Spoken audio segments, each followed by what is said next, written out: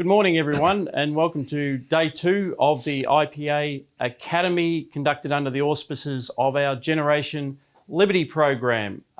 In a moment, it'll be my great pleasure to introduce Professor James Allan from the University of Queensland, who will be talking to you about free speech, the original right, the most important of our rights, but Jim will actually place that in a deep context. And I think a context that will be particularly relevant to the audience, most of whom are either at university or have recently graduated from university. And as we know, these are places where free speech is under attack like it never has been before, either via legal, administrative means or via a stifling cancel culture. The IPA's commitment to social, economic and political freedom has been continuous since its foundation in 1943, and our commitment to free speech reflects that. We have a great program at the IPA Academy here, and I'd also like to do an acknowledgement of some other tremendous speakers that we have had or will have at the Academy. Dr. Tanvir Ahmed, welcome back, and also Adjunct Professor Stephen Wilson, also from the University of Queensland. We very much look forward to your talk about the future of energy in Australia and indeed the potential for nuclear energy in Australia as part of the solution to the unfolding energy crisis that governments have largely created for themselves, but that's for tomorrow. For the moment, free speech. So the IPA Academy is part of our commitment to informing and educating the next generation of Australians. The Generation Liberty program is an outreach program. As part of that, we have campus coordinators right across the nation's campuses. It is great to see so many new campus coordinators in the room today. We also have in the room with us members of our Future Leaders program who are here for 6-month internships. So this is an opportunity for those who are perhaps nearing the end of their degrees or have recently graduated to take on a full-time role at the IPA, receive training in all kinds of the work that we do here, conduct some research, and it's great to see Nathan and Charlie here, who have already made such a great contribution on issues like the voice to Parliament. So this is, when I say it's an internship, they are not just getting coffees or sandwiches, they dive straight in and do some great work. So I'm very proud to have them here as well. I'd also like to acknowledge Brianna McKee, who is National Manager of Generation Liberty, is doing such a terrific job reviving our national network after governments closed the borders and in many cases locked us down, preventing us from spreading the message of freedom as much as we wanted to. And 2023 has started with a blast, and it is absolutely fantastic. So it is my happy duty then to properly introduce Professor James Allan, who is the Garrick Professor of Law at the University of Queensland. That is the oldest named chair at the University of Queensland. He is a professor, he is an academic, but I just want you to know that in the finest traditions of the law, he began his career by practicing. Once upon a time, we didn't have professors of law, and somehow the common law managed to evolve quite well without it. But whether or not Jim digresses onto that will be another story. But he did practice in Toronto.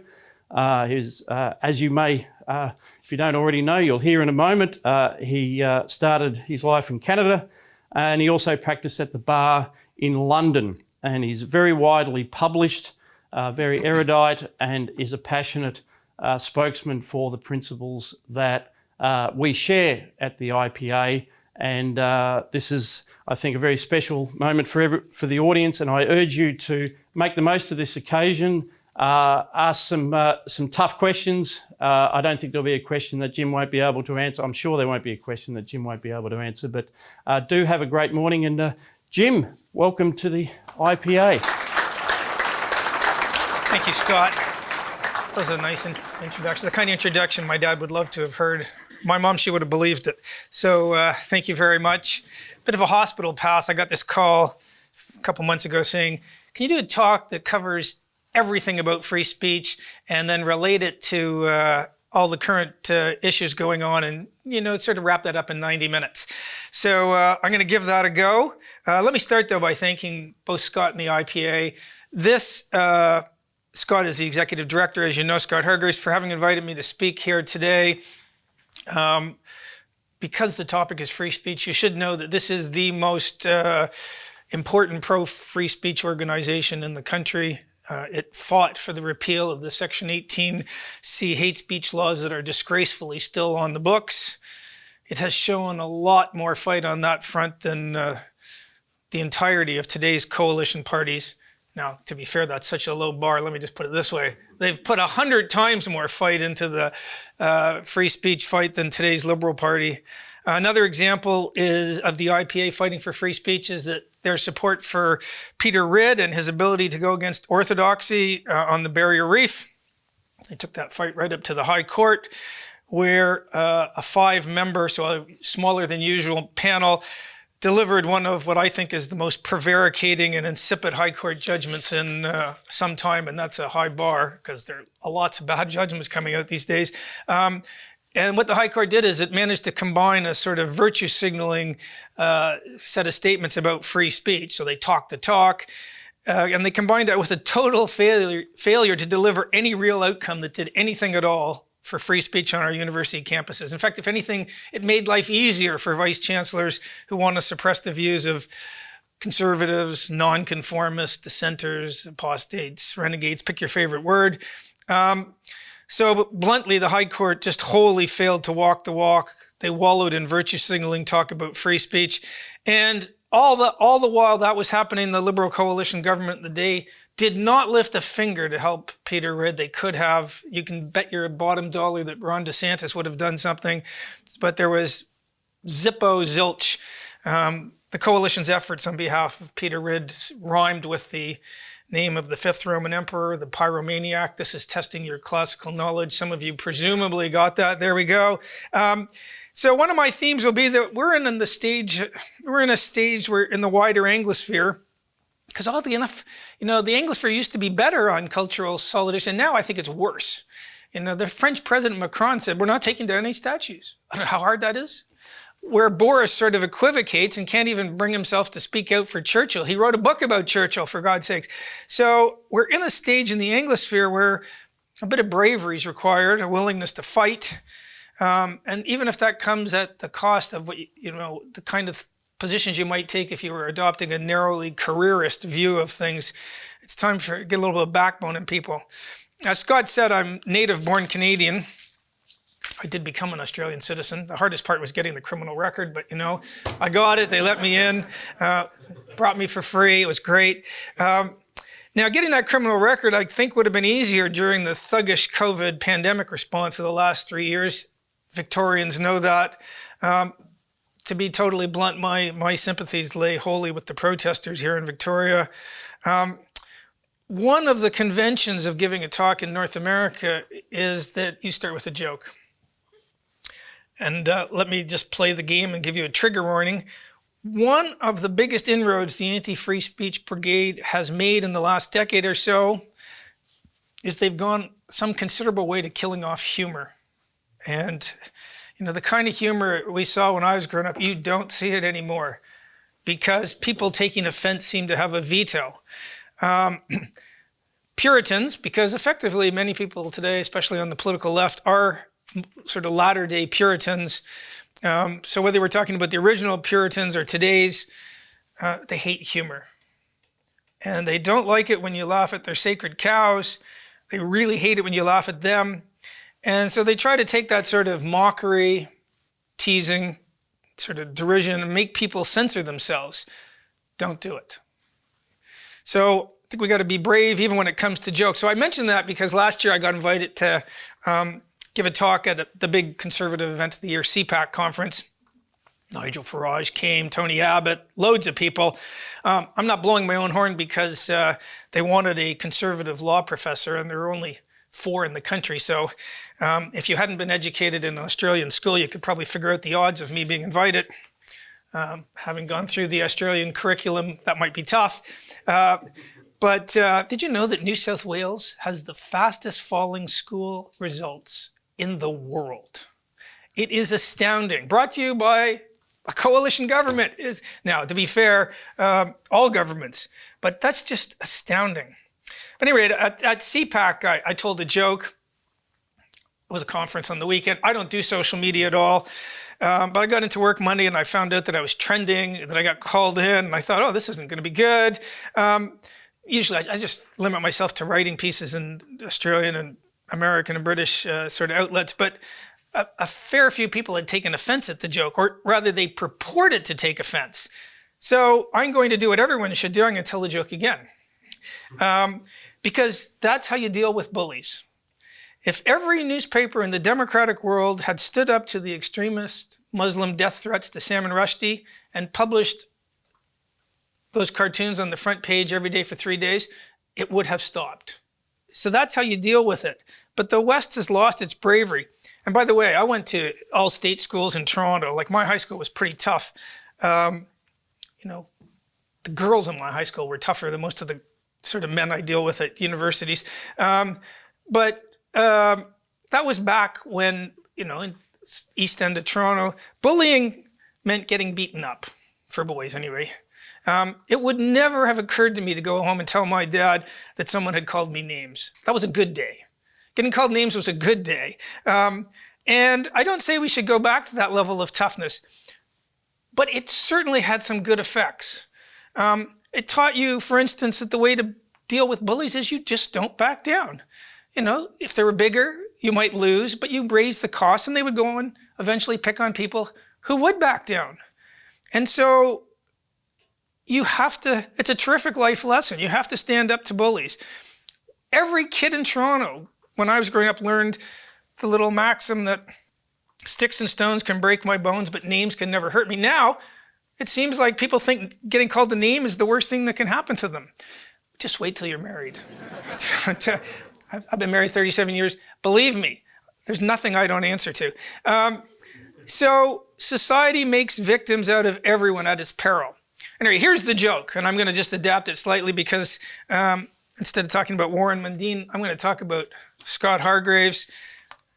That's what comes with being the new executive director. At any rate, Scott, wandering down the beach on holidays up in the Gold Coast in Queensland, and he stumbled over this sort of old Arabic-looking bottle, which he picked up, inadvertently rubbed it, and genie came out. So Scott always got his eye on the main chance. He said, "Do I get 3 wishes?"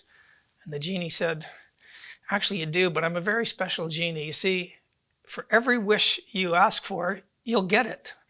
But you have to remember that every Greens voter in Australia will get 2 of what you ask for." And I apologize to anyone who's at CPAC and heard this. And so Scott thought, salary could be higher. Ask for $1 million. So the genie blinked her eyes. And she said, "Well, when you check your bank account, you'll find you have $1 million. But remember, every Greens voter in Australia now has $2 million. What's your second wish?" It's, while they're still making high-performance cars, I wouldn't mind a German sports car.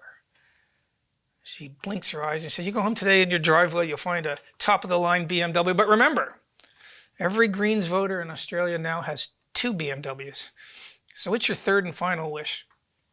Scott ponders, and he said, eventually turns to the genie and says, "I've always wanted to donate a kidney."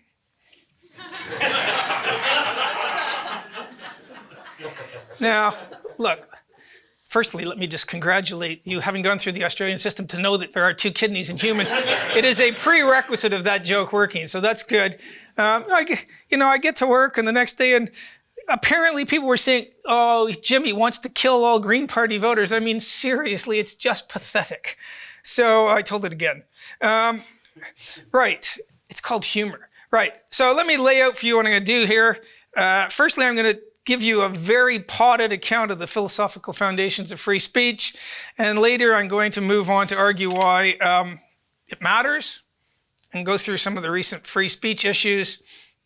So I do law, and I also do philosophy. In law, people are very respectful. You finish your talk, people ask questions.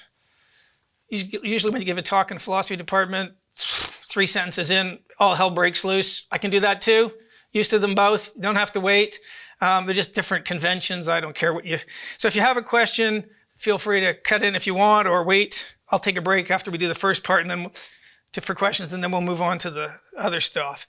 So for the potted philosophical overview, I'm obviously going to have to generalize, but I'll give you the general lie of the land. As I said, I do 2 things in my day job, constitutional law and legal and moral philosophy. So anybody who's having trouble with insomnia, just give me a call. I'll send you some of my work stuff to read. It's like I should be in the business of putting people to sleep. At any rate, after I worked at a big law firm in Toronto and the bar in London, I was sitting there because they picked 2 Canadians to go to the bar to London. I was one of them. And we ended up going off to Hong Kong before the handover. I was having lunch. This is literally true. I was having lunch at Middle Temple. There's 4 Inns of Court in London that you have to be associated to one of them to be a barrister in England or Wales. And I ended up sitting beside this guy who'd been hired to start the 2nd law school in Hong Kong. This was 1989. At that point, something like 3% of Hong Kong students went to university. And it was a ruthlessly competitive set of exams. There were a few people who had extremely wealthy parents who might get sent off to Britain or the US. And so they were setting up a 2nd law school. And by the way, in my 4 years in Hong Kong, there was never one day ever that a student hadn't done the assigned reading. If you'd given them 800 pages, they didn't really understand it always. You know, it's just remarkable. If you can get Australian students, even at a G8 university, to do all the reading because they're all working. But that's by the by.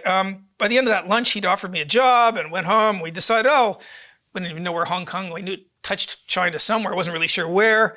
But it changed my life because I never went back to practice. It was like living in a Somerset Maugham short story. If anyone gets that reference, good for you. He's a great writer. I think he's my favorite 20th century writer. Caustically, biting Somerset Maugham, but it's just a great writer.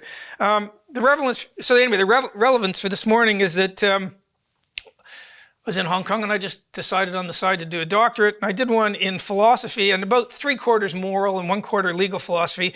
And it was basically focused on what I think is one of the truly greats in the Western canon. On anyone's list of great philosophers, he would be in the top 3. This was the sort of star of the Scottish Enlightenment, the skeptical philosopher David Hume. Very good friends with Adam Smith. In fact, some of Hume's essays sort of preface what's going to come out of Smith. When Hume died in 1776, Smith famously wrote that he was the best human being he'd ever known, not he being a pronoun. Some of you will know what pronouns are, but you won't understand that they're also terms in grammar. But Smith thought that Hume was the nicest, kindest person he'd ever met. This is very unusual amongst philosophers. I mean, Rousseau was a total bastard, sort of psychopathic and deranged. Marx was barely better. Lots of them were religious zealots. Hume got along with everyone except for Rousseau. They fell out, and they fell out after Hume went over to France to rescue Rousseau, brought him back to England, got him a sinecure, and Rousseau decided to attack Hume. Nobody really knows why. But not only was Hume a nice person, this is remarkable for a philosopher. He could write really clear prose. And that, again, is that's not normal. When I was at my undergraduate university in Canada, Queen's, doing my undergraduate degree in math and philosophy, I can still remember the torture of trying to read Hegel. Nobody really knows what that guy is saying. I don't care what they say. I haven't got a clue what the man was talking about. Nietzsche was a bit bonkers, but at least he was fun to read. But again, you're never really sure what the guy's arguing. Foucault, Immanuel Kant reads as though you're immersing yourself in theology. Kant says that's not what it is, but if you line up his views and the sort of worldview of Lutheran Protestantism to which he was born, and he was a Lutheran, they sort of line up perfectly. So you can think of these prefatory words as just, I'm laying my cards on the table. On all the big disputes in moral philosophy, I sort of think Hume got it right. But loads and loads of really smart people would be in the Kantian camp or some of the other deontologists. So why am I bringing up moral philosophy on a talk on free speech? Look, there's just no way of getting around this. If you're going to give an account of the importance or lack of importance of free speech, it has to be grounded in some view or other of the moral and political universe. You can't talk about it in the abstract. And what you see in the West in big picture terms is this. So this is the really quick potted history, and then I'm going to divide the world up into two. It's a generalization, obviously. But if you go back to the Greeks and Romans, they had a moral view of the world. The jargon is teleological. But you ask yourself what the thing or the person's proper end or purpose or goal, how well does he or she do what the role requires? Jargon, teleological. And they thought more in terms of virtues. So virtues like, how good are you at what you're doing? So you had the virtues of the soldier. You had the virtues of the housewife, the politician, the plumber. And you combine that with a sort of classical view that you can have too much of a good thing as well as too little of a good thing. So soldiers, courage is a good thing for a soldier. And obviously if you have too little, you're a coward, and that's not good. But you can have too much courage. You can become reckless. And that can get your fellow soldiers killed. So you want to, be in the middle somewhere usually. You can even have, on this view, even too much of something like tolerance, right? So on the ancient view, too little tolerance, and you're just lapsing into heavy-handed bigotry or nastiness. But if you have too much tolerance, you're just weak. Why would you tolerate the neo-Nazi or the murderous religious extremist? So again, you can have too much. And that's the sort of classical view. Along comes Christianity. The first Roman emperor to convert was Constantine sometime in the early 300s, early 4th century, 310, 312, somebody can help me here. And that basically changes the moral landscape. So you get the great natural law thinkers, and of course early on they're all Catholic because we haven't had the Reformation yet. We haven't even had the Orthodox Church split in 1060 or something. The great natural law Catholic thinkers, well, the two ones that always come up are St. Augustine. He died in 430 AD. I don't know what they call it now, Common Era. Talk about AD, Anno Domini, year of our Lord. He was writing and living as the Western Roman Empire was in its death throes, literally. So, you can't pick any single date, really, but the last Western Roman emperor was dethroned in 476. And the Romans evacuated Britain in about 380, 383.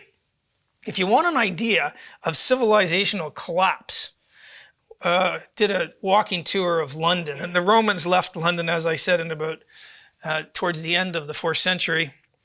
And on all the data they have, how long do you think it took for the living standard in London to get back to where it was the day the Romans left?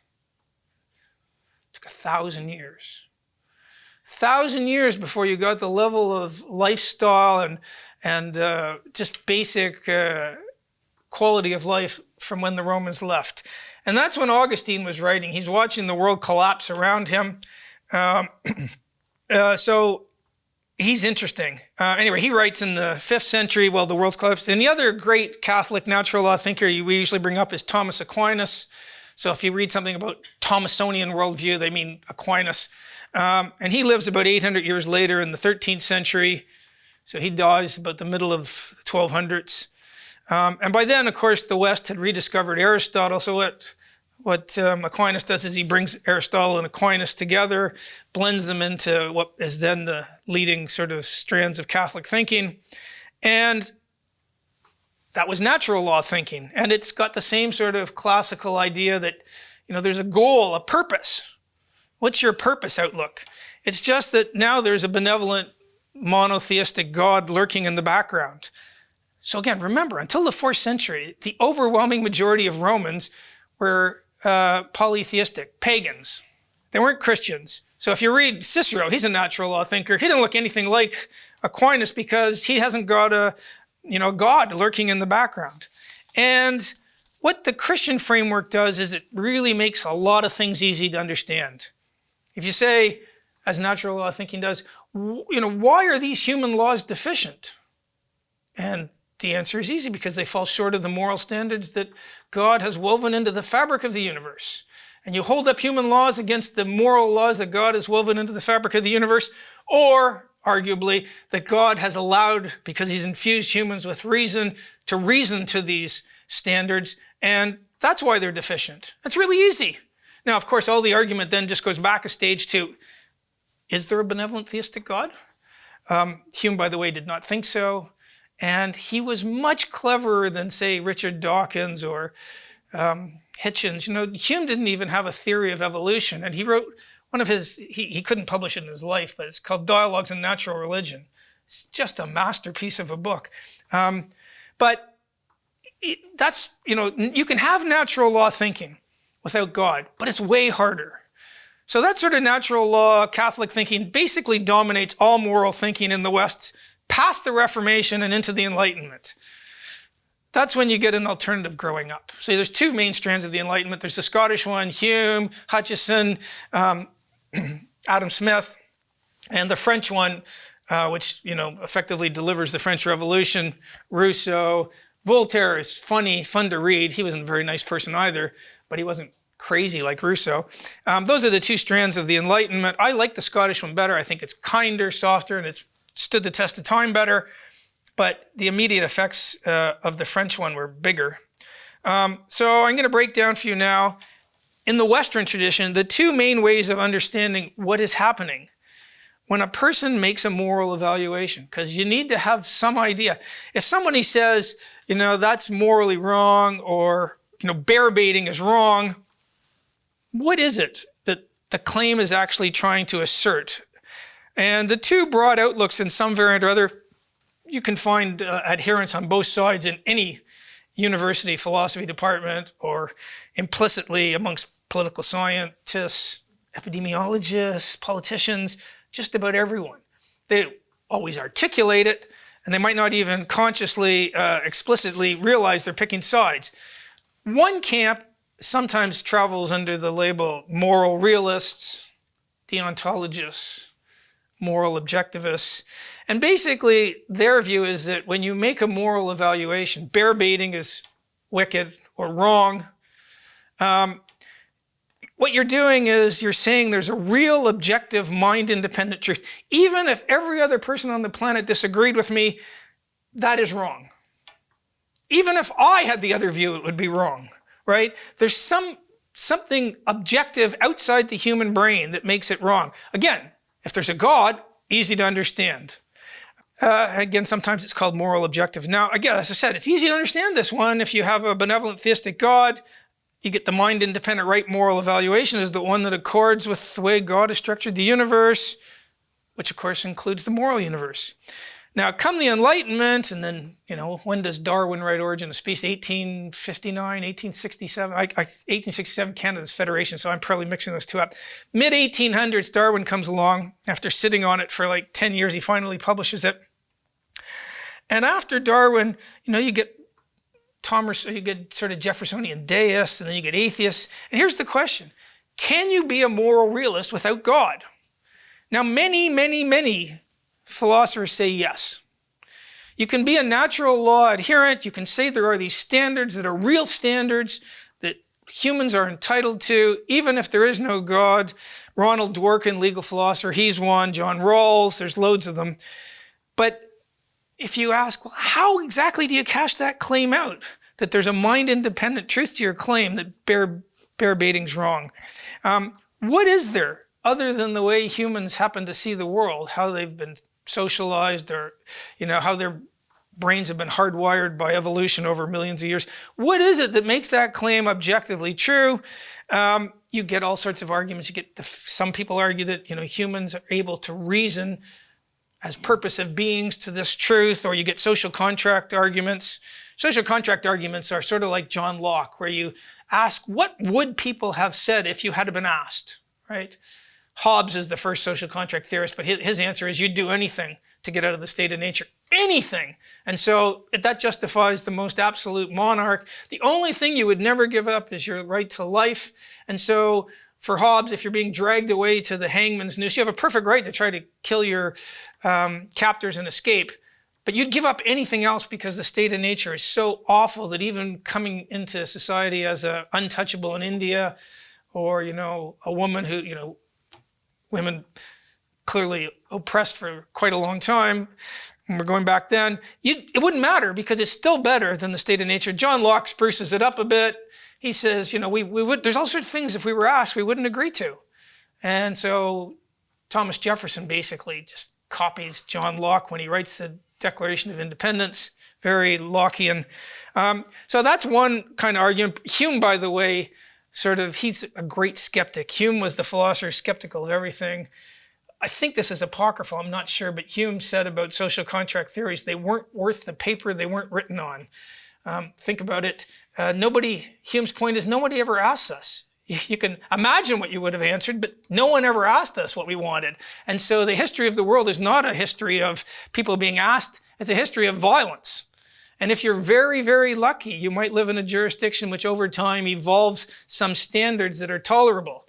But the idea that we're going to just play Harvard philosopher and imagine what we would have been asked, Hume is pretty scathingly skeptical of that.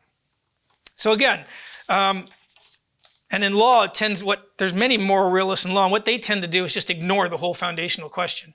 If they're talking about fundamental human rights, so not standards imposed on the world by human institutions, what they will do is just ignore the whole question. Just assume that they exist. Sometimes they'll start with, Eleanor Roosevelt. Just let me finish this a little bit. Eleanor Roosevelt, and go, the 1948 or whenever she helped draft the International Covenant.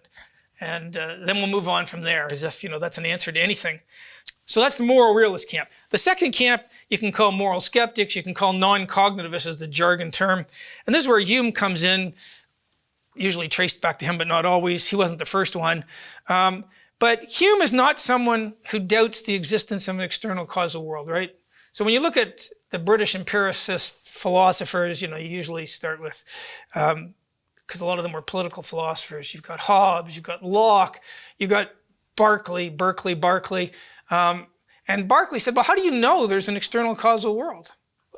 And Berkeley's point is, all the information you get is from your senses, your eyes, your ears, your nose. And so what does that tell you? It could be somebody just manipulating you. You don't even know that there's anything outside that. And that's not Hume. Hume comes along and says, you can't give a demonstrative proof, but we know it's true. And one of the ways you can do that is you can take the who are the crazies? The French deconstructionist literary theory professor who purports to say that everything is a social construct. There have been papers written where people say gravity is a social construct. Take them up to the 8th floor, clear open the window and say, go ahead. If you really think that gravity is a function of how men have oppressed women over the years or the rich have oppressed the poor, then jump. Nobody ever jumps. They know, and this is Hume's point, psychologically, we know there's an external causal world. Now, can you give a demonstrative, deductive reason proof for it? You cannot. Hume's other great piece of skepticism was, how do you prove causation? Like, how do you prove that because B follows A 1 billion times, that on the 1,000,001st time, B will follow A? And the answer is you can't, because you need to assume the uniformity of nature. And you can't assume that because all the evidence you have is the first billion. And so Hume says, we got a real problem with causation. But he said, but of course everyone believes causation. Nothing you can do about it. It's the way the human mind works. Overwhelmingly likely to be true, but don't ask for a demonstrative proof. And so from that, the great skeptic Hume is a really big supporter of Newton, of empirical approach to the world, of evidence from the material world. And so there are all sorts of facts about the world. You might not like having 4 trillion odd cells in your body that are all XY chromosomes or XX chromosomes. I think it's around 4 trillion. But that's a fact that's imposed on the world. And the fact that you take some modern drugs, or you get the top level surgery that has just been invented in the last 30 years, it doesn't change that fact about the world. And so you get this, Hume skepticism delivers this profound support for empiricism. And as an aside, one of my favorite asides, that Hume is famous for something called Hume's law, also called the naturalistic fallacy. It's the idea that you can't move from an is to an ought without another explanation. You can't derive an ought from an is, right? The fact that you look at the way the world is doesn't tell you how the world ought to be, right? And you see it even now, all the time. You go into a chemist or a pharmacy and you'll see these homeopathic remedies that say natural. It's natural. Like, that's the way the world is. So what? Like, who cares if it's natural? You know what's natural?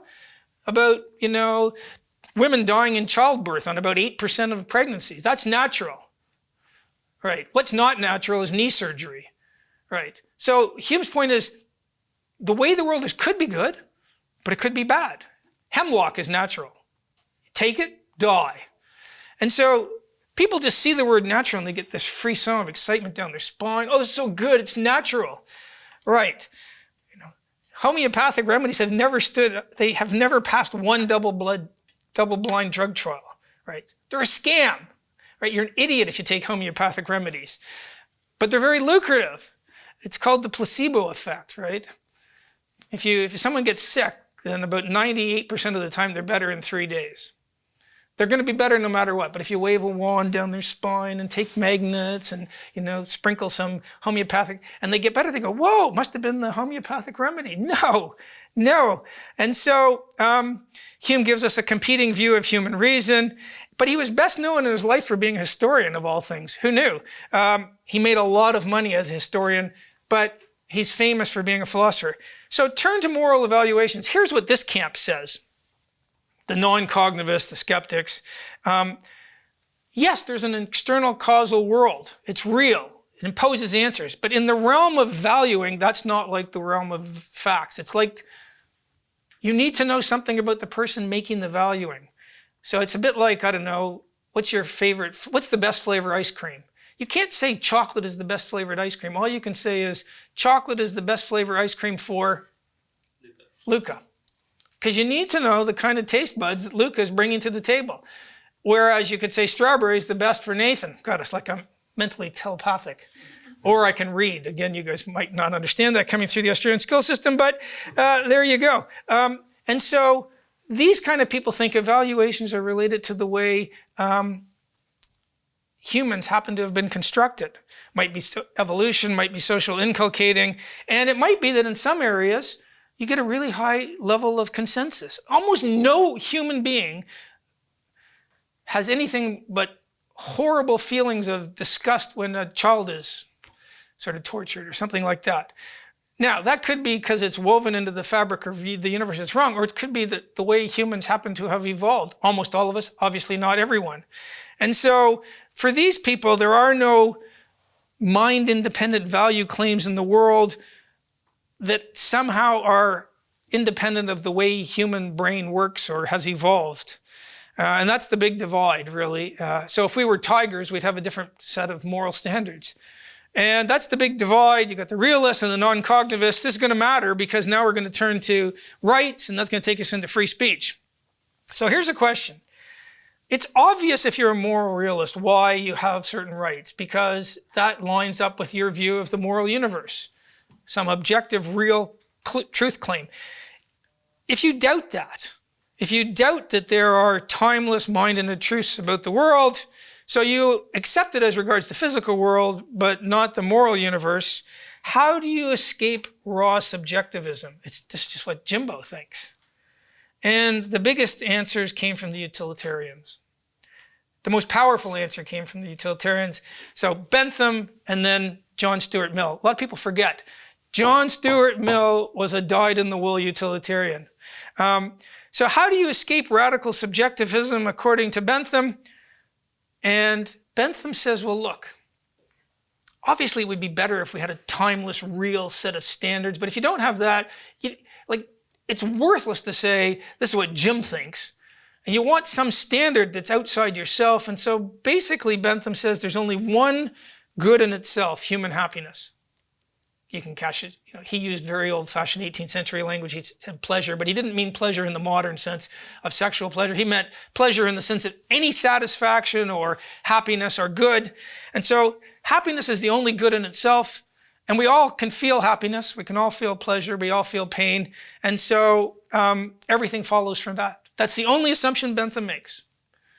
since we can all feel happiness and pleasure, Bentham's about 60 years ahead of anyone else. So he's pushing for women to have the vote in the 1820s. The first country in the world to give women the vote was New Zealand in, the 1870s, 80s? South Australia was before New Zealand, and 2 American states were before South Australia, I think Wyoming and somewhere else. But Bentham's there 50 years before. Is it because he thinks that humans can reason and reason tells us women should have the vote? No. Just like men, women can feel, there we go, and pleasure, happiness, unhappiness. And if you are in the game of trying to increase overall human welfare, which is what utilitarians are in the game of, how do you know what's going to make women happy? You ask them. And that's what voting is. Voting is asking them, tell me what you think. It's, so Bentham, who starts off life as, not really caring about institutional structures, becomes a huge proponent of voting because it's the only way to discipline people with power. And the whole Bentham worldview becomes a sort of sticks and carrots thing. The only tools you have to influence anything are pain and pleasure, happiness and unhappiness. And so if you want rulers to care about you, you have to make their job contingent on caring about you. And that's what democracy does. It's not perfect.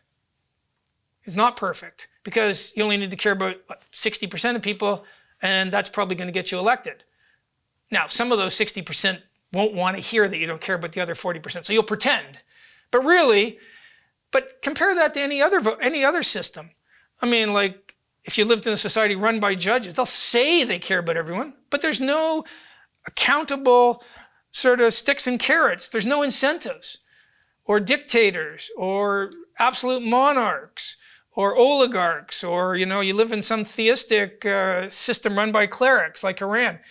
None of those have the scope of incentives. And so Bentham basically sets up a world where the right thing to do is the thing that's going to increase the greatest happiness of the greatest number. You can't increase everyone's happiness.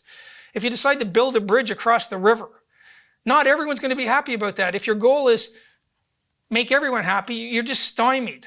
One of the problems with the precautionary principle and bizarre risk aversion that we've seen the last 3 years, which I'm going to get back to, is it's a zero risk approach to the world, which has terrible consequences. So that's the sort of Benthamite view. There's only one good, it's happiness, and your goal is to increase it, or sometimes you're in a bad position, your only choices are 2 bads, 2 evils, 2 pains, you pick the lesser one. And that attitude led to Bentham being, and there's just no doubt about this, in practical terms, he was the greatest reformer who ever lived, right? So Bentham founds what came to be known as the John Howard Society for Prison Reform. Why? Well, because if you can deter someone from being an armed robber by threatening him with 5 years of prison, why are you threatening him with 30 years of prison?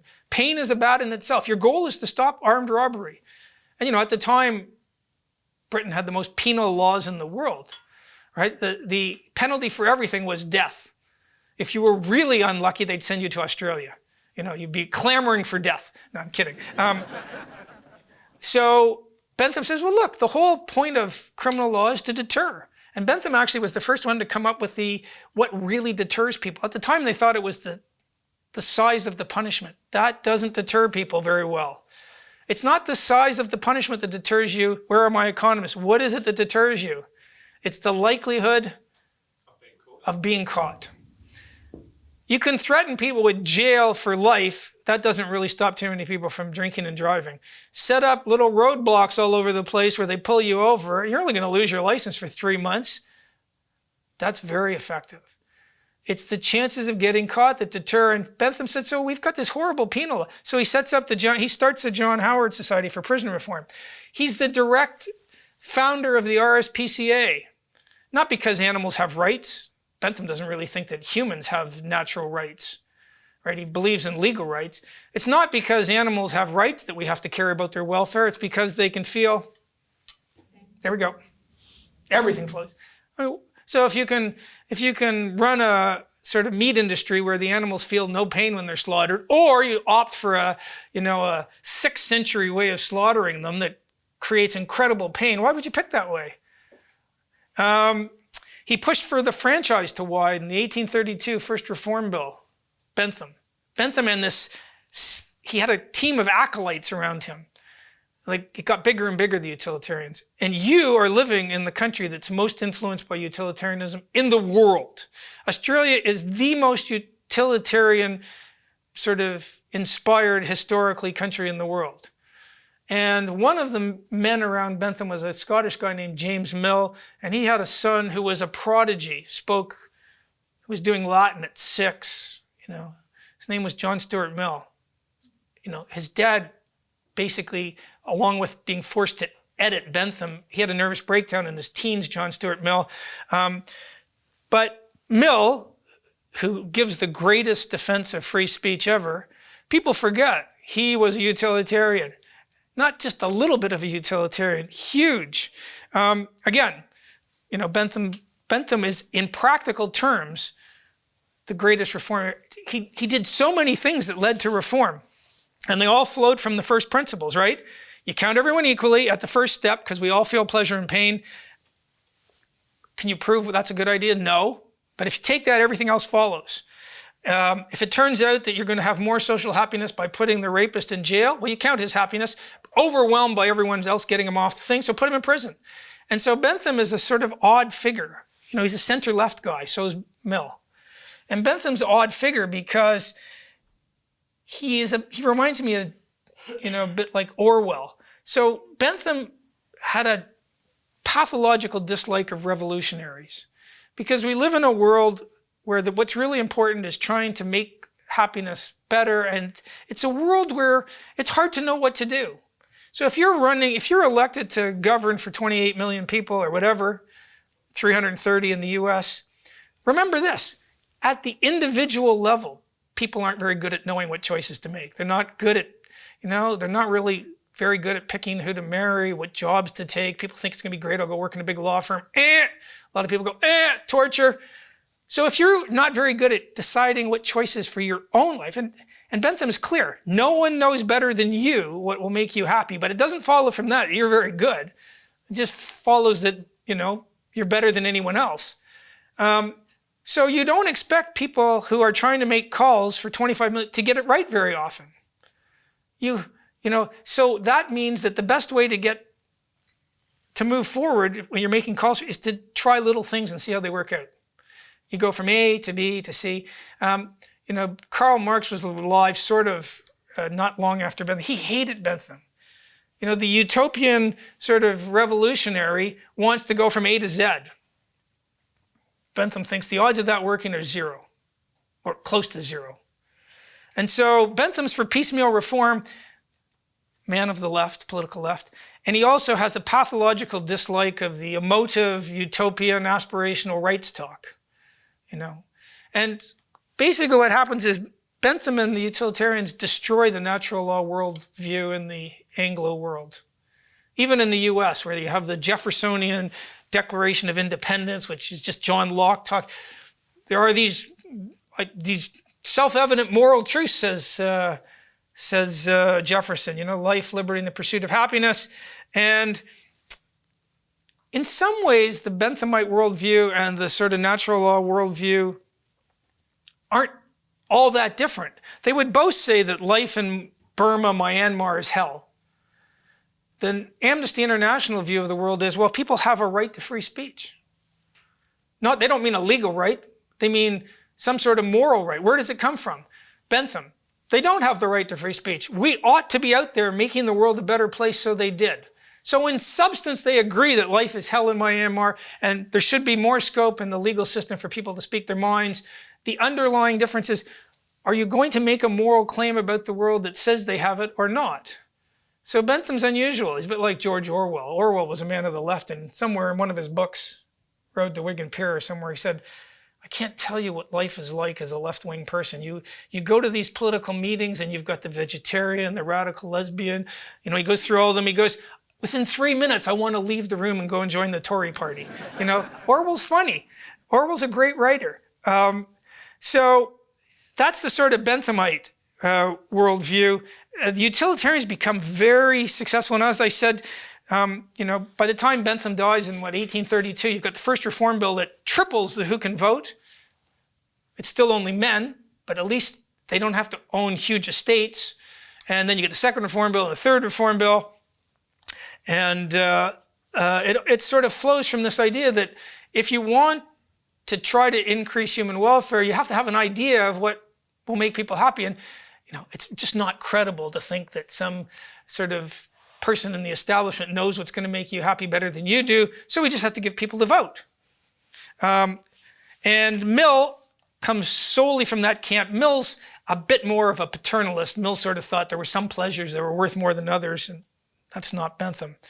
Last preliminary point, again, when it comes to rights, Bentham wrote the first attack on Bills of Rights. So the oldest Bill of Rights in the world is not the American Bill of Rights. That's the second oldest at the national level. The oldest is the French Declaration of Rights of Man, written when Bentham was alive. There are some older ones at the sort of state level, North Carolina, Virginia. But the oldest national one is the French Declaration of Rights of Man. And, this is typical Bentham. He's a terrible writer, right? That's why Mill had a bit of a breakdown editing him. But the two times when Bentham actually writes well, whenever he's talking about Bills of Rights, he hated them. He hated all sort of aspirational natural law type claims. He wants to just say, how are we going to make the world better, and let's do it. But the French Declaration of Rights of Man sort of starts, there's an early provision that says, all men are created equal. And Bentham, in writing about it, goes, really? Are they? So the eldest son of the Duke of Marlborough is created equal to the illegitimate daughter of my charlady. In what sense are they created equal? Is it their life opportunities? No.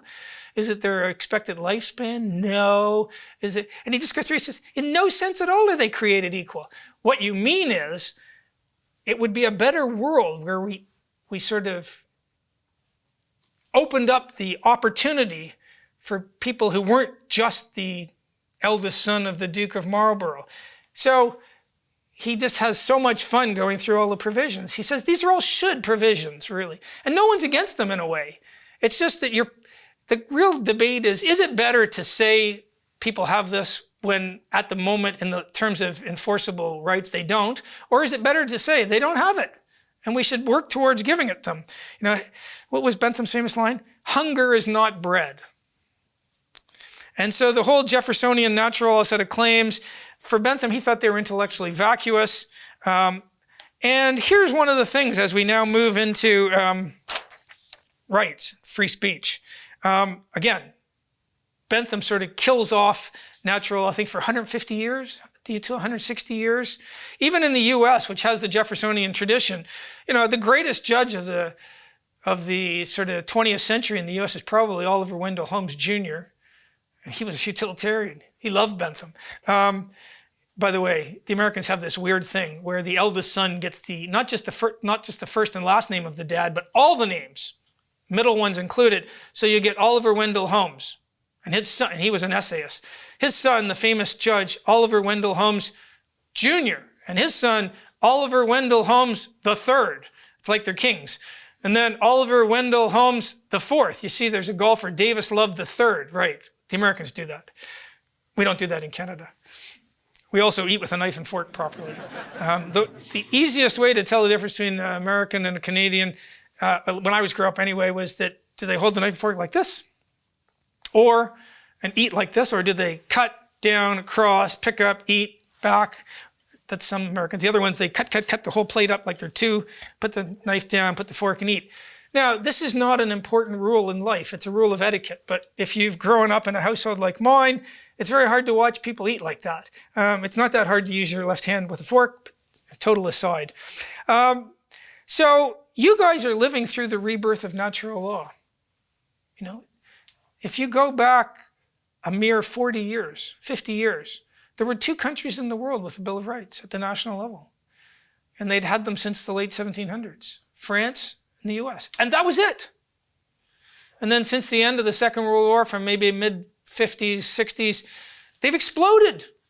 You set out a list of moral entitlements in the language of rights, and you hand over a lot of power to the people at the point of application who are interpreting them, and you make claims about, these entitlements that humans have merely by being human. It's the natural law tradition. Now, it's packaged differently today. We don't talk about natural law. We talk about people having fundamental, there we go, it's the same thing. You can't really understand that unless you go back to the 1820s and understand how Bentham took that argument apart. Again, we are living in the rebirth of natural law. We talk about it in terms of fundamental human rights, but you get the same questions. Where do they come from? So you've got legal rights. Everyone understands those. Statute, constitutional provision, can be common law decision, but it's an enforceable legal right. Everybody likes those.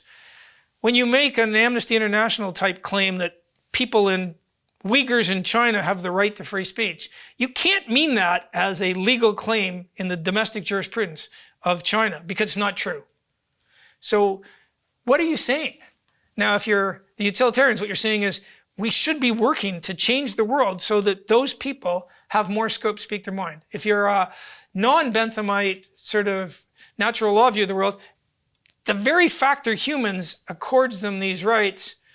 They just haven't been recognized in the legal system. In some ways, there's not a lot of difference. But those are the two fundamental sort of views out there. And then you come to rights. And then we'll stop and take questions before we get on to modern problems. So rights, the language of rights is emotively powerful. Right? In fact, you could say today that the entire moral universe is collapsing into the language of rights. So if you go back 50 years ago, you could make moral claims, important moral claims, without having to talk about the language of rights. Rights, again, if you want to think about rights analytically, 99% of rights claims, just think of a little box. A right is up there at the top, and that's almost always equivalent to an others must claim. If I have the right to free speech, other people must let me speak. If I have the right to freedom of religion, other people must let me practice, right? It's an others must claim.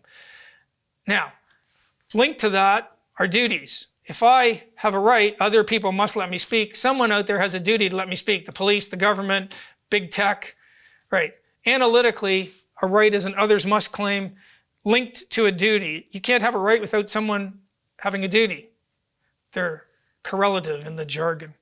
And what links them together are rules. You can give me any right you want, and I can translate it into the language of rules. There is a rule that says that in this jurisdiction or around the world, humans can speak their mind up to some point, right? The trouble with rules and the language of rules is it's dry, it's desiccated, it has no emotive oomph, and it doesn't really do much for people. The language of rights, oh my God, you just feel the tingle down your back. It just oozes entitlement. And who doesn't like entitlement? Even though, analytically, there's no difference between rights and rules, right? You can give me a right, doesn't matter what it is, and I can translate it into the language of rules. So in a way, rights are rules. So the question is, well, where does the rule come from? Where does the right come from? Legal rights, obvious. It comes from your domestic legal system. Non-legal rights, that's the world of Amnesty International, Human Rights Watch. Where does the right come from if we're not talking about legal rights? And that's where you get back to those issues I mentioned before. Are they claims that link up to the way the universe has been structured by God? Are they things we can reason to somehow? For Bentham and the utilitarians, once you've left enforceable legal rights, you're in the world of morality and you're just into the world of trying to change the world to make it so that there are better legal rights. So, when it comes to rights, you got the moral realist camp. All rights, including the right to free speech, they're moral entitlements you get simply by being humans. Cash it out by linking it to God, cash it out some other way, some purpose of beings who can reason to these. But the right pre-exists civil society. Camp 2, which is the most dominant strand of which is the utilitarians. Rights that matter are legal, enforceable rights, and they only come from government. And so what you need to do is to work so that people in Myanmar have more scope to speak their mind. It's perfectly coherent for these people to say you should try to change things in Myanmar so that people should have the right to free speech, but they don't right now. Until you're dealing with enforceable legal rights, it's just happy talk. It's virtue signaling. And Mill, again, in On Liberty, is explicit. The only core reason, he says, for supporting freedom is general utility. It has good consequences. Mill. You look around the world at jurisdictions that have already existed, and you note that jurisdictions that give people lots of scope to speak their mind do better. There's more human welfare. So everything is just instrumental to human welfare. The reason we ought to have lots and lots and lots of free speech for these people is because it delivers better consequences. And what are those consequences? Well, the one that Mill talks about the most is the consequences that flow from the cauldron of competing views. Everyone thinks, and I missed this, but I should have mentioned it. Utility takes debates that are highly moralized and turns them in a way into debates about what's likely to happen in the future in the world of facts. So you can have a highly moralized debate about abortion or about the one-child policy in China, but utilitarians want to ask, what will that policy do in terms of human welfare? And someone might say, well, I think they're just going to, all the infanticide is going to be of baby girls. And someone else say, no, that's not going to happen. And you just wait and see. So because it becomes an argument about facts. The thing about debates about highly moralized issues is, and someone I know, John O'Sullivan, who's just a great man, he's like the best connected conservative in the English-speaking world. He was Thatcher's speechwriter. He set up the National Review in the US. Conrad Black made him the first proprietor of the National Post in Canada. He has a law, it's called O'Sullivan's Law, and it goes something like, any organization that's not overtly conservative will over time become left-wing. It's unbreakable rule. Here's Jim's law. I want to have a law named after me. Allan's law hasn't kicked in yet, but my law is anytime two people are arguing about some moral issue and someone says, you've completely convinced me, I changed my mind, Allan's law is that person wants to date the other person. Don't necessarily have to use the word date, but right, because nobody changes their mind about highly moralized issues over a 10-minute conversation. It never happens. Here's why people do change their mind. Facts. Oh, I never crossed my mind. I didn't really believe you that all the infanticide was going to be little girls. Or I never crossed my mind that the whole sort of Chinese demographics were going to collapse, which they have. There's like 250,000 extra males than young females in China. Is that a recipe for a good, solid society? I don't think so. And so that's sort of what's going on in the background. So utility wants you to take a moral claim and say, well, what good consequences are going to flow from this? Right. People, all of us have this tendency to believe that our moral views are the right ones. But when you think about it differently, there's been life on Earth for 4 billion years, 3.7 billion years? What are the odds that Nathan is the pinnacle of moral evolution? You know, we've waited 3.7 billion years and we have now reached Nathan, and everything Nathan thinks about every moral issue is the right one. You know, because Nathan's got a pipeline to God. His moral antennae are going at just the right frequency. When you put it in those terms, the odds are zero. And so, you know, this is one of the tendencies you see, especially on the political left. You characterize people who disagree with you in moral terms as evil, right? And that is premised on somehow you thinking that you're the pinnacle of moral evolution. To some extent, utility sort of helps that by turning into arguments about facts, and people are more willing to admit they had a mistake about facts. But the consequence that Mill really cared about was the reason free speech is so important is because we can't be sure we're right. And what free speech does is it creates a cauldron of competing ideas. And that means you're more likely over time to get at the truth. Everyone makes mistakes. And so if you're caring about this, what you want to do is, you know, leave everyone open to putting inputs here. Mill went so far as to say, if there's an issue where every single person in society agrees, it would be worthwhile for the government to pay someone to play devil's advocate. Because it's not just you learn about your mistakes when there's lots of points of view. Mill's point is, even if you're right, even if you hear the other case and you still think you're right, your view has been solidified because it might be weak in places and you fix that. And so in a way, as one of the 4 conservative constitutional law professors, I know all the left-wing arguments. They don't know, most of them haven't got a clue what a right-wing person would say. They never hear it. And so on John Stuart Mill's view, I've got an advantage. You should always allow lots of scope to speak your mind. And I guess the other main consequence is, on the utilitarian premises, you don't make all that many good choices. Most people don't get every call for their own life right. So you don't expect government to get it right all the time. And so what free speech does is it guards against government. Because you don't want government to make all the calls. Because they're not likely to get it right all the time.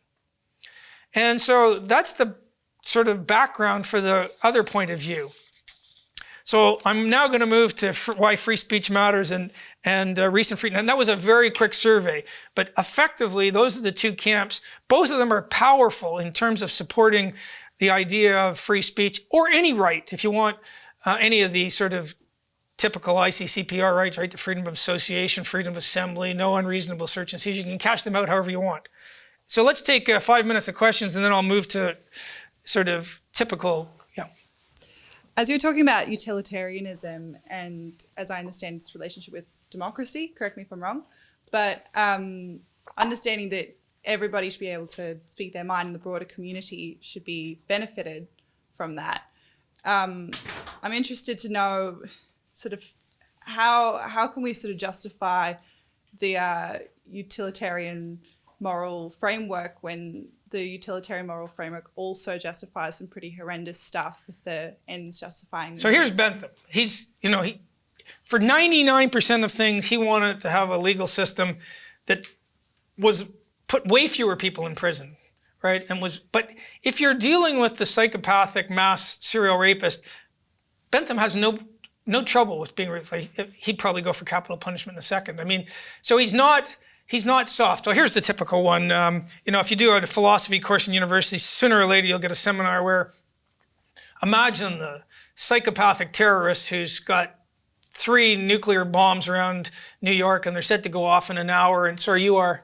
Christina. Sergeant Christina has captured him. There's 20 minutes till they're going to go off and he's not talking, right? 9 million people are going to die. Christina, what are we going to do with this guy? 9 minutes and 58, 57, 56. What are you going to do? Get rid of him. You're going to torture him. You're going to torture him. Now, Bentham, of course that's what you do. And I've sat through seminars with radical non-utilitarians like Thomas Nagel. And he said, well, of course, you can't. You would, because, 8, 9 million people. And if you don't like that example, normally what the philosophers say is, okay, forget bombs that are going to blow up New York. It's a bomb that was going to destroy all life on Earth forever. You got a 10% chance of turning the bomb off if you torture him versus 0. What are you going to do? What's the morally right thing to do? Right. So yes, Bentham, at the margins, he's radically consistent. Now, sophisticated utilitarians would go on to say, but you can never admit you'd do that, because then the police would be too likely to use torture and the military. So you have to stand up and say we'd never torture. But you would. In the right circumstances, of course you would. All right. And why would you not admit it? Because it has bad consequences to admit it. Right. So that's the trouble with utility. Utility doesn't give you answers. It gives you an approach to the world. And the approach is, what do I think is likely to increase welfare for everyone? And people disagree. And so 2 utilitarians don't agree.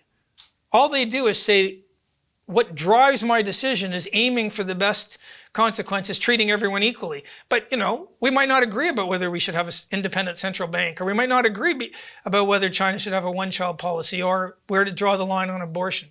It's just an approach to solving questions. And the reason Australia is so utilitarian is because linked to that view is that Parliament ought to make the decisions, because, there's sticks and carrots that drive politicians. They want to get reelected, and so they care about your vote. So on the utilitarian view, when someone said, oh, that politician, he just wants to get reelected. Well, yes. Who wants a politician who doesn't want to get reelected? It makes them a free agent.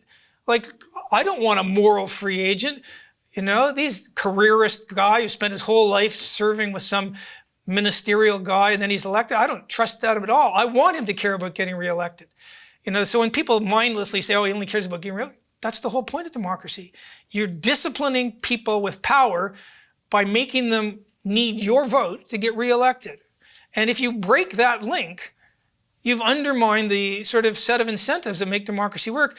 And so democracy is linked to parliamentary sovereignty. 50 years ago, 2 countries in the democratic world had a Bill of Rights. Now, everyone at the national level, except for Australia, I think that's a good thing. I'm in a real minority. Because what a Bill of Rights does, as Bentham said, is somebody still has to draw the line. You know, if you say everyone has the right to free speech, you don't mean you can say anything, even the most radical pro-free speech. I think I'm the biggest advocate, but I wouldn't let people say anything. And if you don't think that you'd put limits on, imagine that someone discovers how to make a weapon that would kill life on Earth tomorrow with stuff from the kitchen. Would you let that person publish that recipe online? You definitely would not. So we all draw a line somewhere. It's just a question of where on the spectrum. You know. So the question then is, where? Yes. So thank you for all that. Oh, thank you.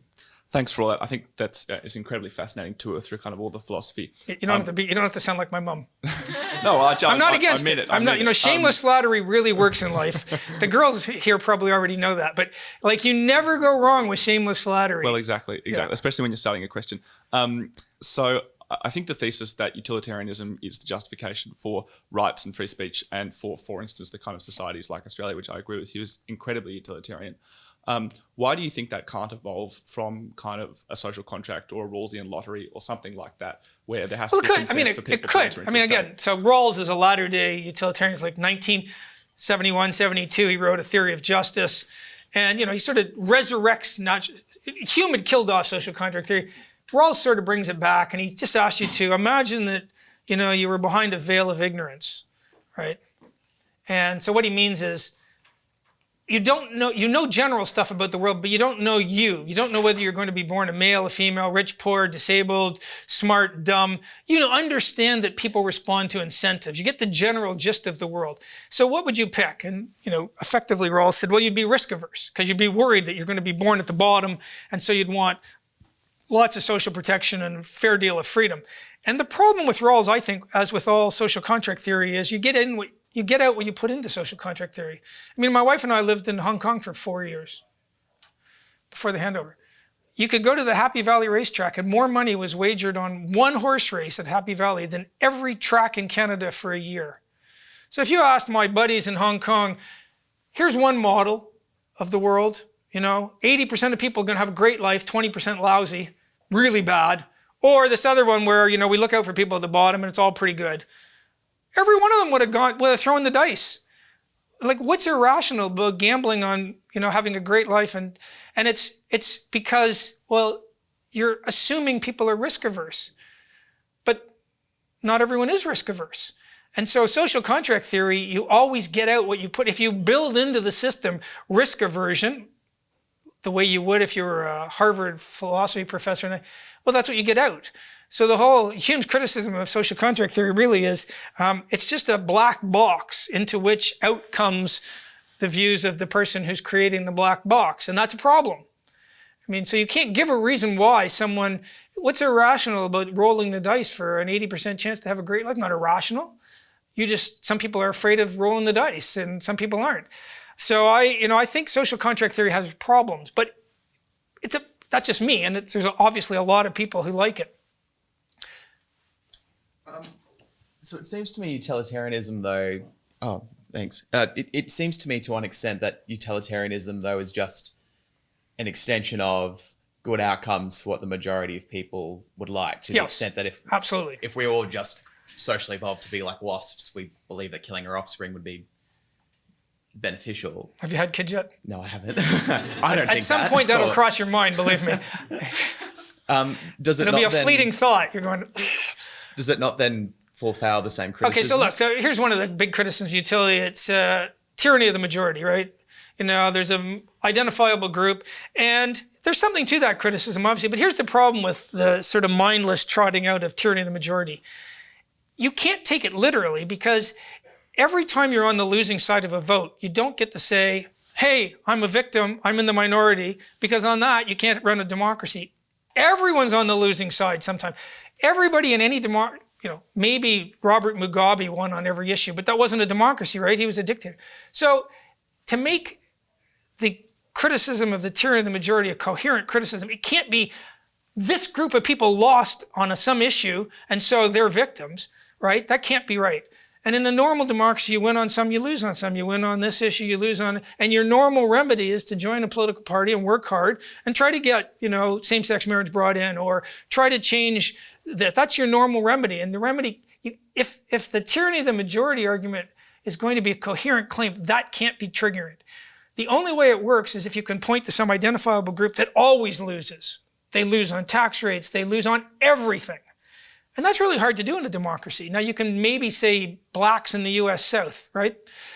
They look like they were a coherent group that was losing on just about everything. Now, of course, the problem is, and just as a factual aside, the segregation laws were never supported by the majority of whites. It was a federalism problem. Whites in the South. It took whites in the North to come in with the Civil Rights Act.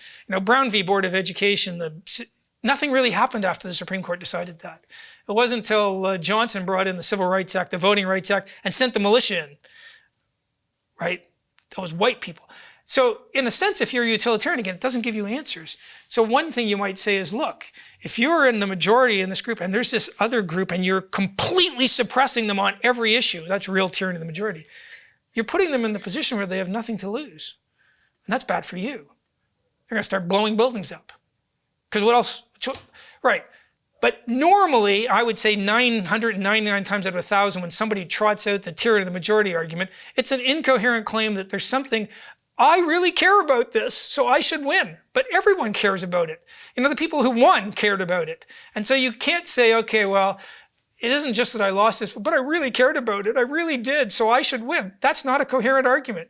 Unless you think the people on the other side didn't really care about it. They were just doing it because they didn't like you. And then that's how they characterize it. So, anybody do economics? So, economists, you immediately have a sort of fellow feeling, right, for utility, because utility wants to measure people's happiness. But here's the problem with happiness. It's elusive. And it's really hard to know what increases happiness. And you're really left asking someone what's going to make them happy, right? It's hard to measure, really hard to measure. What do we know about money? It's fake. Now, I don't want to say that. Look, which one of these is worth more? Everybody knows this one. Money, not hard to measure. Really easy to measure. So here's what you do, because economics is just utility. It's just utilitarianism, and all economics does is they make this one little assumption. Too hard to measure happiness. We'll just measure money. Because you know what, money? We're going to be in the game of wealth maximization. And we'll just assume that more money equals more happiness. It's not always true, right? Diminishing marginal utility. There's all sorts of decisions people make. It's just not true that more money is more happiness. But in general terms, if you're in a subsistence farming community and you lift those people up $10,000 a year a person, their happiness goes through the roof. Right. So all economists are saying is can't measure happiness. Who really knows? So hard. It's elusive. It's intangible. It's ethereal. Money. Easy to measure. Right. And then they just play the utilitarian game. We try to increase wealth. Now, some people think the way to do that is to read Jim Chalmers. And some people don't. I make no comment. Right.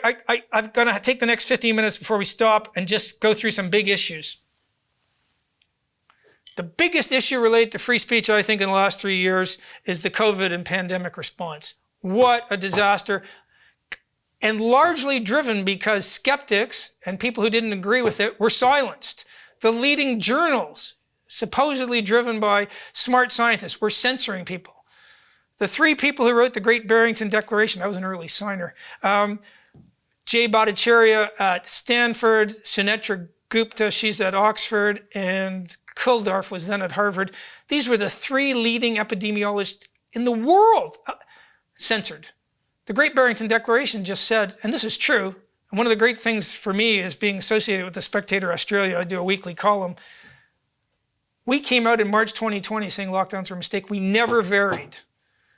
And if someone said to you today, which country in the world has the lowest excess deaths? You can't game excess deaths. You look at how many people died between 2015 and 2019 in your country, you average it out for age, and then you look at how many people are dying today. The lowest cumulative excess deaths from the start of the pandemic to today, Sweden. They didn't lock down. Here's what Tegnell, he should get a medical prize. He too, they tried to silence. Tegnell said, we have 100 years of data. So if you look at October 2019, the WHO had 100 years of data, how to respond to a pandemic. It goes right back to the Spanish flu in 1918. And you don't lock down, you deal with the vulnerable. And they set it all out. We had one, the Brits had one. And Tegnell said, I just copied the British plan. In 6 weeks, the world went crazy. What data changed? It wasn't science. What data changed? Well, we watched on TV, the Chinese welding people into their homes. And so we started making calls that had, and so these guys wrote the Great Barrington Declaration. They tried to fire Bhattacharya from Stanford. Gupta, she was getting hate mail. I was on a panel with Bhattacharya. He said, she's the leading epidemiologist in the world. She can't get published. I can only imagine what would have happened if we'd actually had a lot of speech. You were treated as a bad person and a granny killer. Australia right now is but something like 17% over excess deaths. More people are dying now than at any time. Not on the press. We're not running a little daily count of how many people caught it. How many of you know that anyone under 25 had 1,000 times less likelihood of dying from COVID than an 80-year-old? They said we're all in this together. It was just a flat-out lie. The COVID pandemic response was one of the worst things to ever happen to young people. If you missed 2 years of schooling, you will never make that up if you're from a poor family. If you're lucky enough to have a mom who stayed home and taught you, okay, fine, they'll never make that up. And in order to fund the pandemic response, they had to borrow. So a Liberal coalition government ran the highest spending, biggest taxing government ever. Now, how do you pay for that? Debt. Who's going to pay for that? You guys, not me. And when you have massive spending like that, you inevitably get asset inflation. Who wins from asset inflation? Poor people or rich people? Here's a clue. Rich people already have assets. So during the pandemic was the biggest transfer of wealth from the poor to the rich, best years ever to be a billionaire, and from the young to... You guys should be really mad. And it was because, people who were skeptical were silenced. And this happened even on Sky. People who should know better going, your grandmother killer. No, nothing in the Barrington Declaration said you deal with people who are vulnerable and leave everyone else to get on with their life. And that's what Sweden did. Now, they made some mistakes. Tegnell says everyone makes mistakes. They took people out of hospitals and put them into old age homes. That was the biggest mistake anyone made anywhere. Last time I looked 3 months ago, the average age of COVID deaths was higher than the life expectancy in just about every country. What does that tell you? It means people who are past their life expectancy are dying. Do you know what happens to those people? Anyway? Right. So I was, you got the New Zealand Prime Minister saying, we, the government, are the sole source of truth. If you believe that, you're insane, right? It's laughable. You had people saying, it's against the science. I used to teach a course on the philosophy of science. Here's how science works. Nobody knows what's true. It's an open, you believe in an external causal world, right? And you test, and it turns out that the bark of a willow tree, if you, refine it, has really good effects in double-blind drug trials. Double-blind means the person giving doesn't know if it's a placebo and the person getting doesn't, and you study it. And, a century of data went out the window in 5 weeks. Again, Sweden, lowest excess deaths. They just had the sort of gold standard for meta-analyses, the sort of big standard. The Cochrane review just came out. They looked at every study done on masks. You know what they can't find? They can't find any evidence they work. So why were people wearing masks? They knew in November, Fauci, as late as January, was saying masks don't do anything. February, masks don't do anything. What happened? It was a sign of compliance, right? It's not, the science doesn't support masks. And in the light of Cochrane review, which just came out last week, and everyone said this is bad, now they're saying, now the people who are for masks are saying, oh, well, they didn't count for this. But this is the gold standard. High debt, you'll be paying it back. High spending, the Americans are 40% over what they take in. Josh Frydenberg ran the biggest spending government ever because here's a party that's committed to the small business sector and they're putting them out of work. Not the civil service. You can see why people in some jobs had a great time. They got paid and go to work. They had nice houses. My kids were stuck in little apartments in London. You guys were in the sort of, if you're from Victoria, you were the most brutal ever. And a lot of this was caused by limiting speech and characterizing people who disagree. There are questions to be answered about this. There's even now doubts about the vaccine. Right. Sunetra Gupta, anyone under 70 doesn't need to take it, shouldn't take it, right? Because again, the risk for a healthy person at 25 from COVID is a little bit less than your risk of dying from a lightning strike. Now, that's true actually. You can look at the, and so, the question is why. I sat on a university ethics committee for 7 years. I thought the other ones were crazy. Why are you forcing people to get something they don't want to get? For other people. But that was never a good reason before. And anyway, it's not even clear that works. So that was a real problem. The whole sort of, if you doubt the value of free speech, you only need to look at the last 3 years. It was government suppressing speech, the weaponizing of the police. And I grew up in a lower middle class area. I said tough school. More of my graduating high school class went to prison than university. True fact, I should have been a criminal lawyer. But look, I grew up in the most pro-police house going in Toronto. And when I started my career, I was the most pro-police university professor in just about anywhere I taught. The police have a hard job to do. There's some nasty people out there. I always supported the police. But the last 3 years have really shaken my belief in. They were, not all of them, but they were weaponized. They acted like thugs. You only have to watch those videos of what the police did in Victoria to turn your stomach. You should not be arresting pregnant women and throwing them out. You should not be throwing people on the ground because they're protesting, and it was only certain types of protesters. So that was a huge problem. The entire Human Rights Commission, the Australian Human Rights Commission, they're all on $500,000 a year. They were all appointed by the Libs, every commissioner and the president. In the last 3 years, and Jonathan Sumption is a retired UK Supreme Court judge. He says that the 3 years of COVID were the biggest inroads on our civil liberties in 300 years. If anything, he's being kind. The entire Australian Human Rights Commission during pandemic, could they find one single rights infringement that was worth commenting on? Not one. And especially not free speech. They didn't say a word. Now, at some point, they'll summon up the will to complain about somebody trying to get into the country on a boat. But again, the biggest infringement on our civil liberties in centuries, and the entire establishment and all the human rights brigades didn't say a peep. We had the press that was acting like fear porn. So that was a huge problem with free speech. It is a really big problem. And big tech colluded with the government to find people who were sort of mask skeptics. Again, the Cochrane Review can't find any evidence that wearing a mask affects the overall outcome of the virus at all. God, when I was in Brisbane, I'd go into work every day. There were about 3 of us would go into the university because Queensland was a lot softer, I have to say. Otherwise, I would have been out protesting. But you'd see people driving in a car wearing a mask by themselves. Now, I don't know what theory of virology makes that an even sensible thing to do, but you're going to breathe one way or another. If you're the only one in the car, that's just crazy. Second big problem on free speech, viewpoint diversity on campus. We all know this. Harvard did a poll late last year. It was the student newspaper, Crimson, and they surveyed all the arts and engineering faculty.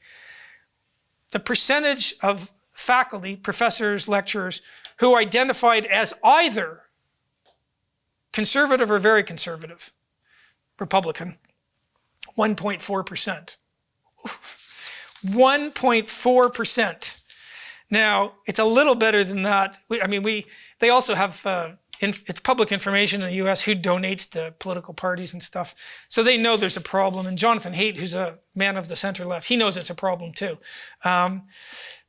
Another poll came out this month in Britain by the Legatum Institute. I don't even know who they are, but big survey of British academics, 35% of British academics self-censor.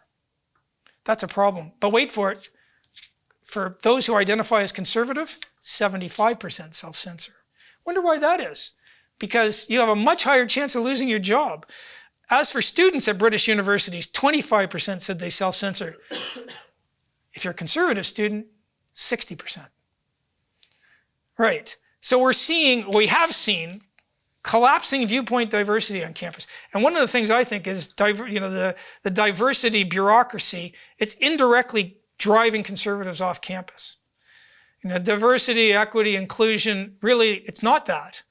The basic mind frame is just identity politics, right? You look at the world at large and you pick some group. It's always a favored group. So maybe it's women on boards, or pick your favorite group and you say, how many of them are in the wider world? And then you pick some favorable job, spots on company boards or university professorships or whatever. And you say, look, there are fewer women as professors than in the larger population. But nobody ever says, 95% of jobs where people die on the job, so dangerous jobs, are held by men.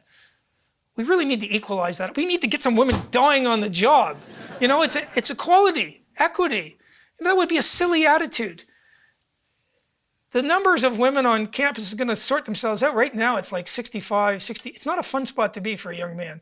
68% of something like the students at top law schools are girls.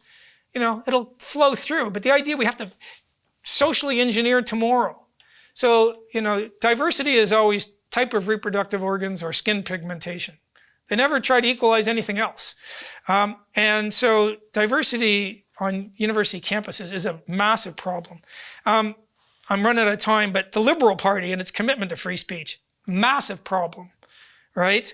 I was particularly angry at this, won't mention any names, but a number of Liberal MPs during the pandemic had come into Parliament with rousing maiden speeches, and when they went for pre-selection, they were so committed to free speech, they were committed to viewpoint diversity, they were committed to freedom, they were committed to small government, but they were really committed to free speech. During the whole pandemic, these MPs didn't say a peep. They even voted to censor one of their colleagues who had made points that turned out to be true. Now, this is not a commitment to freedom. It's hard enough to vote for the Libs now, given their thuggery during, their commitment to enabling premiers to go down the road of authoritarianism. So that we have to do something about re-energizing the Liberal Party commitment to freedom. So, both main parties don't care much about free speech. And I guess the last thing before I finish, take questions, big tech. It's all run out of the US largely, but we have a really big problem. And with Twitter and the media and the Twitter file release, we know that the Biden administration was contacting big tech and picking out people. So they were censoring people, both on the Hunter Biden laptop, bigger scandal than Watergate, just nobody reports it. The Cochrane Review, the gold standard, how many mainstream media have reported that? Again, think of the fifth Roman emperor and then rhyme. So there's a real problem. And I don't know what you do about big tech. You might have to treat them as common carriers. If the Republicans get in, they might do that. I started with a joke. I'll finish with a joke. So I can either do the one that'll work for Abbott tonight, or actually, let me make fun of conservatives. I am a conservative. I'm going to do it anyway. So I finish with this, and then we'll have a few questions. I'm done. These two young conservatives are courting, and they're quite traditional. And the young lady says to the young gentleman, after they've been dating for some time, look, come to my parents' house this weekend and meet my parents, and then we'll go back to your place and take the relationship to the next level. So he's pretty excited about this. This is great. Spends the whole week. He buys flowers for the girl's mom, gets some chocolates, and he's on the way to pick her up. And he stops in at the chemist and says, I got a feeling it could be a really good night. I'd like some condoms. Buys those, goes and picks up the girl, drives to her house, gets ushered in, and he volunteers to say grace, and it's the longest, most turgid grace. It goes on forever and ever. And when he's done, the girlfriend leans over and she whispers, I didn't know you were so religious. And he leans over and whispers, yeah, I didn't know your dad was a chemist. Thank you very much.